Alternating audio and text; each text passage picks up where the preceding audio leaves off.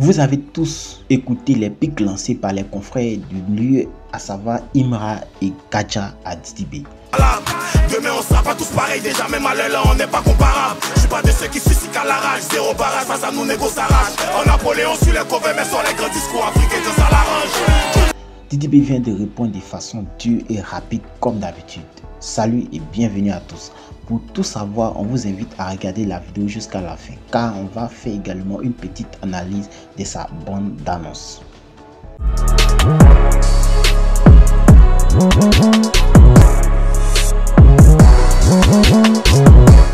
On pensait tous que Shogun avait oublié de répondre à la récente sortie de Kaja à Babylab. Pour ceux qui n'ont pas vu la vidéo, on vous invite à la regarder, car c'est une longue vidéo dans laquelle Kaja ne va pas laisser Didibé en paix. Il va vraiment le pincher, avec des punchlines comme Napoléon sur le cover, mais les grands discours africains quand ça les arrange. Napoléon sur les covers, mais sur les grands discours africains, ça l'arrange. Ou encore, tu peux parler des autres, mais quand même pas de moi. Mais rien ne m'étonne venant de quelqu'un qui a chié dans le cops qui lui donnait à boire, faisant référence à sa séparation avec Booba. Dans ces pics, on voit clairement qu'il s'adressait à Didibé, donc on s'attendait à une petite sortie de Didibé sur sa page ou sur ses réseaux, mais silence radio. Quelques jours plus tard, on voit la naissance du projet de Imra. Ah oui, l'album de Imra est sorti. Si vous ne l'avez pas écouté, on vous invite à aller sur sa chaîne YouTube. L'album est vraiment de très bonne qualité, vous pouvez passer là-bas. Dans ce projet, il y a un titre qui va nous intéresser, qui est le titre Contrôle des caissiers. En effet, dans ce titre, Imra va laisser des punchs vraiment très durs à l'endroit de Didibé, à savoir les membres de Kiff No Beat, et avant de revenir sur Didibé. Même le daron il sait, le cachet de la machette n'est pas divisé en sept. D'abord, il va faire savoir que lui, ses revenus ne sont pas partagés comme les membres de Kiff No Beat. Après cela, il va bien sûr considérer Didibé comme l'ange déchu. Le rappeur qui baise l'ange déchu du 9 de I. Faut laisser. Quelque chose que j'ai mis du temps à digérer, vraiment ça fait du mal. Mais il fallait simplement attendre la sortie de 2025. En effet, la sortie du projet est un projet qui mérite à lui seul une vidéo d'analyse. Donc si vous voulez qu'on y fasse une vidéo simplement pour 2025, notez en commentaire 2025. Un projet qui est simple.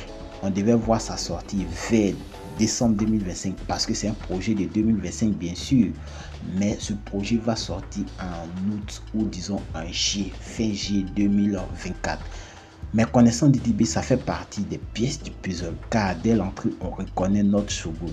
I don't want peace. I don't want peace. I want problems. Qui veut simplement dire j'aime pas la paix. Ah oui.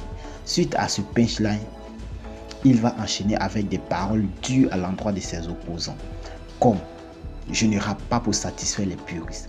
Quand je les vois, ils se gonflent. Pourtant, le budget de leur album est dans mon parking. Gonfle, le budget de leur album est dans mon parking. Règne sur toute la... Ou encore, je dors dans 150 millions. Je roule dans 150 millions. Je regarde ma montre de 15 millions pour voir quelle heure il est. On ne va pas citer à qui appartiennent ces différents punchlines, mais bien sûr, comme moi, vous savez à qui appartient chaque phrase et chaque parole. Ce projet de 2025 va apparemment changer également la manière de voir la présentation du rap ivoire. Car sur le cover de 2025, on voit album série. Qu'est-ce que cela veut dire? Est-ce que ça veut dire que en 2025, on aura plusieurs albums de Didibé ou bien des mini-albums de Didibé? On n'en sait rien pour le moment. On termine cette vidéo avec la bande-annonce sortie hier vendredi de Didibé. Dans une vidéo d'environ 3 minutes, Didibé impose une nouvelle orientation de la présentation des projets à venir. Bien sûr, vous allez me dire, on a déjà vu avec Sisper ou même avec le même Didibé ou également avec Roséline Leo. Donc rien d'extra. Mais je vous assure qu'une vidéo de 8 minutes ne suffit pas à en parler car c'est une bande-annonce riche de leçons. Tout ce qu'on peut retenir de la bande-annonce est que c'est bientôt la fin de la dynastie Shogun, sauf erreur de ma part, et le début de l'histoire de D.I.L.M accompagné d'un film qui va raconter son histoire. Absolument stopper l'épopée du Shogun, parce que la fin de son règne marquera le début d'une nouvelle ère, celle de Dilemme.